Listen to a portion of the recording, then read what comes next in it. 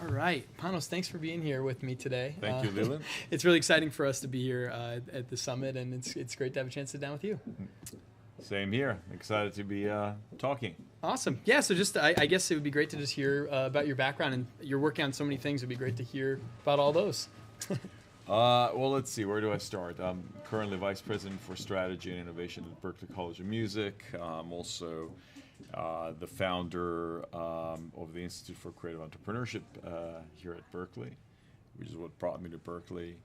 And I'm also the leader and co-founder of the Open Music Initiative. And prior to that, I ran a company that I founded called Sonicbids. But I've had a long history in the music business. I was a talent agent for a long time. So I've been around the block. Certainly, yeah. So why don't you tell us a little bit more about the Open Music Initiative and what the work you're doing there first, and then we'll get into the rest of it. Sure. So we launched the Open Music Initiative 2 years ago in collaboration with our good friends at MIT who are across the river. And the objective for us is to create a shared or a simple open protocol for identifying rights ownership across the supply chain of digital music. There have been over 200 entities that have joined the initiative. And these involve all three major labels, almost all the streaming services, including Spotify, YouTube, Pandora, SoundCloud, Netflix, a number of big technology companies like IBM, and Facebook is the latest company to join, and hundreds of startups. But we feel for the very first time, the industry is beginning to see itself as an ecosystem that drinks out of the same water, and that water is ultimately the songwriters and the artists and the rights owners that are creating the music that you and I are enjoying every day. And if we don't find a simple way of identifying and paying them, then just like poisoning our own water, I think we'll be poisoning our own industry. So we feel good about the effort we've been leading. Things like the new Music Modernization Act are accelerating discussions about the need of a shared way of the industry identifying rights ownership. So expect some big announcements from us over the next few months. Fascinating. Yeah, thank you. So given your roles in sort of innovation in music and sort of looking forward using technology in music, and also given that the Open Music Initiative's goals, what do you see as the future of music production in particular, and more broadly too, you can talk about music in general, and how do entities like OMI play into that? Well, let me frame open music a bit. So every day there are 25,000 songs that are being uploaded on Spotify alone. Each one of those songs, on an average, has 8 collaborators. This is up from about 1.6, 1.7 average just 30 years ago. In addition to those 8 collaborators, there's 4 publishers that have an ownership in each one of those songs, and a label. And consider that between the person listening to the music and the artist who made it, there are about 50 different intermediaries depending on where that music is being accessed. And if you're Taylor Swift and you've had a global hit, there's probably 400,000 to 500,000 different lines of revenue that could be associated with that hit. So you're talking about enormous complexity. And to add to that, all this information is stored in dozens, I would say probably hundreds of databases of different providers and royalty processors around the world that don't really interoperate. And every one of them has a separate way of identifying rights ownership. Now, the underlying assets of a song or the owners of a song,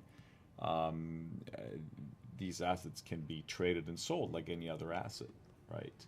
And certainly with the transition of music to digital, and I think this new phase that we're entering, or finally growth again in the industry, you can see a lot of movement of those assets. So what I just described, this complexity, is really at the core of why there have been so many lawsuits over the last decade around music. So what we're aiming to do as Open Music is saying, look, the idea of who owns something and who wrote a song is not state secret. This should be publicly accessible, and it should interoperate. And when you look at other industries out there, the reason why I can send you an email from my iPhone Gmail account and you can get it on your Chromebook Microsoft Outlook account in the exact same way that I intended it is because open standards like SMTP, which is the underlying protocol for email, or standards like HTTP or TCP/IP, and everybody's probably thinking, what the hell are these standards? Well, these are the open standards that make the internet and transmitting data and photos and sound, no matter what platforms we use, we all access the same stuff. This is what makes it possible. So we aspire to do the exact same thing when it comes to rights ownership. So Panos or John or Leland, whoever it is, no matter where their music is being accessed, when it comes to identifying and paying them, everybody should be accessing the exact same information. So that's sort of, the description there. Mm-hmm. You talked about production in particular. I forget the question. You're framing it around how technology is changing production. Exactly. So what your thoughts are about what the future of music will be, given initiatives like OMI and sort of the interoperability that you're facilitating in addition to changes in technology? There's multiple ways that I think these will influence both the way we make music, the way we experience music, the way we compensate for music. And we would probably need multiple programs to be able to go through this. But let's start with the way that music is being produced. We've moved away from an era where people would go into a traditional studio like the many ones that we have here at Berklee, and that is the only way to make music, right? There's an increasing amount of collaboration, which I talked about earlier. So you're moving away from the Bernie Taupin, Elton John, Lennon McCartney traditional collaborations to one where music is really created almost like open source software. There's different people that contribute different components of it, often at a distance, and actually almost always via software, right? Versus laying down tracks in a traditional... And even across time with sampling, so yeah. Totally. You also freely borrow from other things that were created in the past, and you mix up and mash up and share. And this is only going to accelerate. So my view is that we're going to be seeing a lot more fascinating genres and collaborations coming about because of this mass acceleration of collaboration, because of the ease of distribution, because of the ease of access to all kinds of sounds. We're going to see and hear and experience things that will be radically new.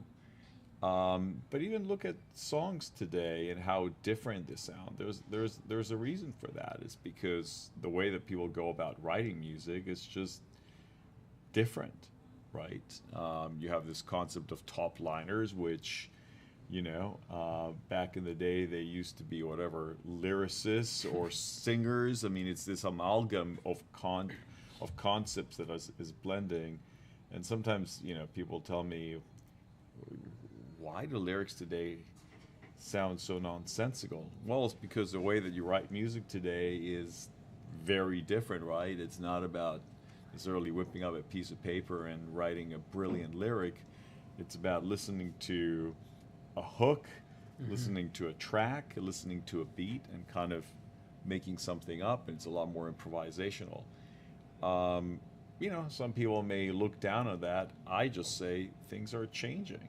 Yeah. I mean, and that's the idea. Music is always evolving, and there's new styles and new genres that are coming about. And I think there's something really fascinating about it. And frankly, with every subsequent art movement we've ever seen in any art form, there's always somebody who says, gee, this weird cubist stuff looks like crap. Yeah. You know, and then whatever, 100 years later, somebody says, gee, that's a Picasso, that's worth several $1 million, right? And I suspect the same thing will happen with music in our era. So that's on the production side. On the payment side, I think that we haven't seen the final chips, if you will, fall with respect to business models. Streaming is a business model. My view is that it's a transitional business model, and that there will be an explosion of monetization opportunities for music in the coming decade that we're not quite experiencing yet. New technologies, or even initiatives like open music, and new technologies like blockchain and others that right now sound like these distant words that are buzzwords. Well, once upon a time, I remember people talking about the information superhighway in the early 90s that ended up becoming the internet in the late 90s and 2000s. These are all transitionary periods. People thought that we would be accessing most of our content through our TV sets. If you were around in the early 90s, the smart money was not on the computer. The smart money was on the TV, being the primary entertainment device. That's where the eyeballs were. Exactly, of society. Right. And then something else came about, and now nobody's talking about a computer. People are talking about phones. Right. Is that the final thing? I'm not sure. But I have the same belief about streaming, that it could very well be that streaming is a mobile phone or streaming is the TV. I tend to believe that it's more like the TV, that it's just, it's a construct that feels familiar to us. Paying a subscription for all you can access music is really not that different than not paying a subscription but accessing music through radio, right? Yeah, yeah. So it's a familiar construct. But I'm waiting for something totally transformational in the way that, 15 years ago, if somebody told us that our phones would be the primary technological devices we would be using, the primary communication devices, the primary everything devices, we would have never believed it. So, and it's okay to not have an answer to this question, because if you did, you could probably mint it pretty easily. But if streaming is the TV in that analogy, what's your guess at what the iPhone will be? I don't know if I have a guess. It's tough to predict the future. Sure. I always say the best way to predict the future is to invent the future. Sure. And it's often incremental, obviously. It's often incremental. You know, our phone's going to get a lot smaller. I don't know. I think we've probably reached, because there were smaller phones, and we went back to bigger phones. Yeah. Because we now use it as a computer and a phone, and so therefore we can do so much more on it, right? But what's undoubtedly happening is that we will be moving from screen interfaces to voice-activated interfaces. So that, to me, is going to be the next massive wave of disruption that's going to happen, right? And again, we're taking as a given right now, because technology is still lagging in this space. And yes, I think Siri sucks. But she's getting better. She's been getting better for a decade. Yeah. That's a slow learner, if you ask me. I don't know what Apple is doing, but I think it's slow. So voice-activated interfaces, however, they are getting better, just not Siri. But Alexa is getting, or Amazon Echo is getting better. Microsoft obviously has its own entry with Cortana. Our cars are still terrible when it comes to voice recognition, so BMW and others are still behind. But that will get better. That's the one thing we know. It's just going to get better and better, and AI is going to make it even better. And cloud computing and the acceleration in processing, all this stuff is going to continue getting better and faster and cheaper.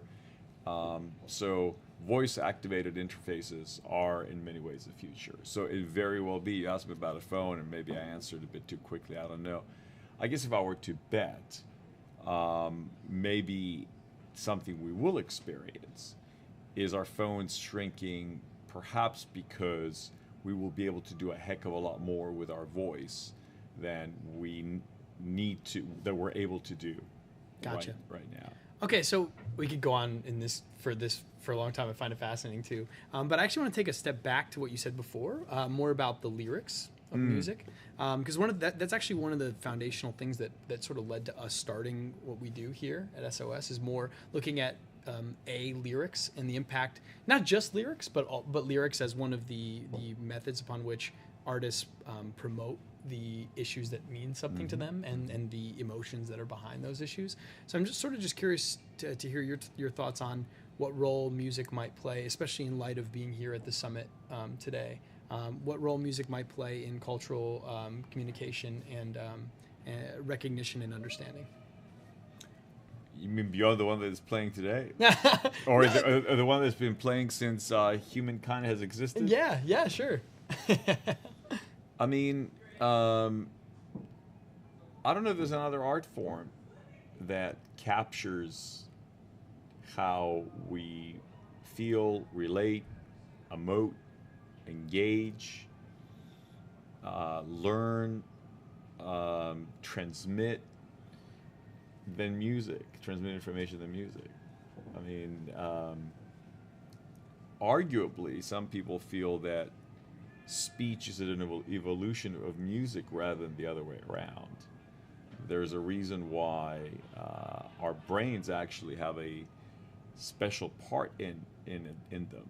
We're all actually engineered to process music differently than we are processing speech. There's a very special part in our brain that is specifically designed to process music. I'm not talking about sound, I'm talking specifically music. And this is something that's been discovered the last few years. So it's interesting when you step back and think about it, you know, that there is a part in all of us that it's almost like a chip designed just to process one thing, and that's called music. As a kid whose English is my second language, I learned English largely by listening to music when I was younger, right? And now that I have children, I know how much of their learning actually comes from listening to songs, starting with the ABC song, right? Sure. I mean, so I think there's something very unique about the art form of music that's different than any other visual or performing art form. That makes it particularly powerful. Yeah. I am the first person to say that artists have a responsibility beyond just being entertainers. Artists, musicians in particular, capture I think the essence of how we all feel, and somehow they're able to almost bring it to the fore with sometimes 3 or 4 notes in a way that an 800-page book can't. You know? So, and I think with the acceleration again of new technological expressions, think of the power that comes with the fact that now a lot more people can create those 4 notes than ever before. Some may say that's a bad thing. I say that's a good thing. The democratization of the ways of making music can only be a good thing for us as a society, right? Who says that the only people that ought to be able to express themselves musically are virtuosos of a technologically limited musical instrument that was invented 100 or 200 or 300 years ago. Why? Why are the last instruments that ever been created or legitimized are things that were created 200 years ago? If you were to invent a music instrument today, would you invent a guitar, an electric guitar? Or if you were to invent a music instrument today, would you invent a piano?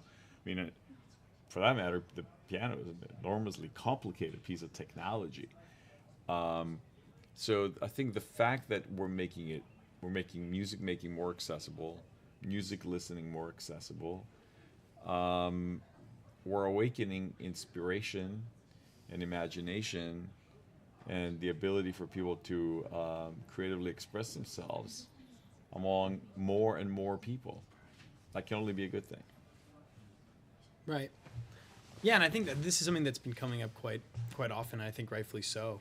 Like the transfer of power almost to like the individuals more from like established groups originally, and the same thing with established instruments to you play any instrument you want with a touch of a key, which is a big power.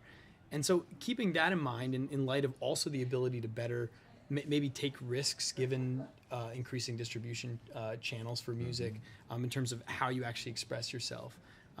In light of those things, do you think that music can and should be connected directly to specific issues, and if so, that people are feeling, and if so, what would be sort of the way that would best be disseminated in terms of actually getting an initiative forward, using music as a catalyst for that? Do you have any thoughts on that front? I'm not sure if I understand the question. Can you? Sure. So I guess basically what I'm asking is, given how music has changed, right? Music of today, especially in terms of creation and distribution,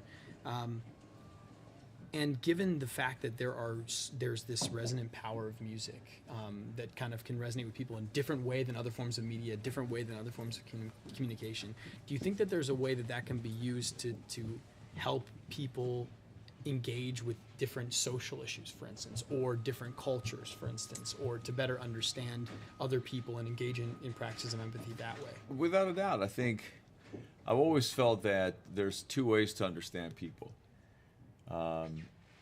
Through their food and through their music. And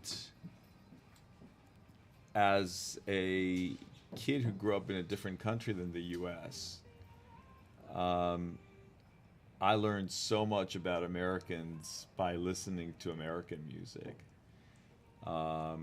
And maybe to somebody who was born and raised here, those messages that are embedded in American music just seem so natural and such a part of the social fabric that they don't even think about them. But I think that we allow ourselves to experience and engage and emote and move to another culture's music, we understand the culture. Or it's a better way of understanding the culture than just flipping through a book about that culture. Similar to the way that I think if we share a meal with another person from another culture and we share their meal, we have a far better way of understanding them than almost any sort of intellectual exercise. And it's interesting. We're going through an era where we're the most connected we've ever been. Arguably, as humans, we're probably the closest we've ever been to each other. But yet we're the most divided and polarized. Or I don't know if it's the most we've ever been, but certainly we're pretty polarized. And this is true within communities. I think it's true within countries, and I think it's true globally. And it's almost like we've gone through this period where we all realize how interconnected we are and how close we are and how much we share with each other. And we kind of freaked out and we're like, wait a minute, I'm not as unique as I thought I was? You mean not truly? I'm one of 7 billion people? It's almost like we woke up out of this reverie that we were truly unique as individuals or as clusters of people, and we realized our common humanity, and we just freaked out. And we said, wait a minute, we're going to reassert our uniqueness by funneling hatred against people who are different than us. And I think that's what's been happening right now. So do I think that music can play a role in changing that? Absolutely. Do I think that having a global hit like a Despacito, that is a non-English hit, is a good thing? Absolutely. Do I think that you would have had a global, non-English-based hit 20, 30, 40 years ago? Not necessarily. And I tell you, I grew up in a different country than here. And the dominant force was English spoken content, film or music. If you think about it, why? We can, if this was, a 5-hour conversation, we can go through that. But who says that the only legitimate way of expressing yourself is in one language? And it's only because, frankly, we've just gotten used to the sonic, to the way that English sounds, and we just say, yeah, sure. But what does it mean if we start experiencing amazing, you pick the language, Chinese music for that matter, right? Globally. How does it change the way we perceive each other?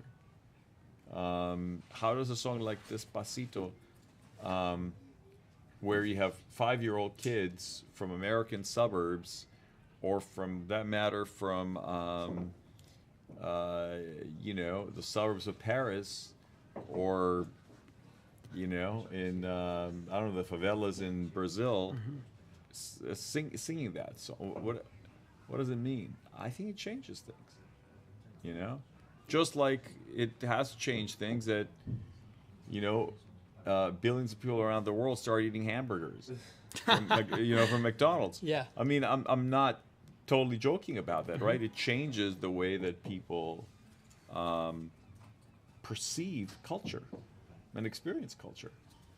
And I like your point a lot too, because I think what it leaves open is the reality in that music is sort of exploratory in what it is too, and it's a creative art form, and so we don't actually know what the ramifications are going to be, but we do know that it's changing and it's evolving, and it can touch people in different ways, and it's definitely part of the cultural narratives that are being woven. So I think that's a really interesting point. And I would love to speak with you on this for another 4 hours, but I want to be respectful of your time. Sure. So I think we'll have to cut it here. But before we go, for anybody out there who listens, who wants to maybe learn more about you and the work that you do, what's the best way for them to sort of interact with you or find some of your initiatives? Well, there's a few ways. You can go to open-music.org and learn about the work we're doing with Open Music. You can certainly visit berklee.edu/ICE, ICE, or Institute for Creative Entrepreneurship. And then you can also go to LinkedIn and check out my profile. You can connect with me from there. Or you can always just do the old-fashioned thing and email me at Panay, P-P-A-N-A-Y, at berklee.edu, and that's BERKLEE.edu. Wonderful. Thank you so much for your time. This was fascinating. Sounds good. Thank you so much. Yeah. Thanks. Cool, man. Okay. Thank you. That was cool. really interesting.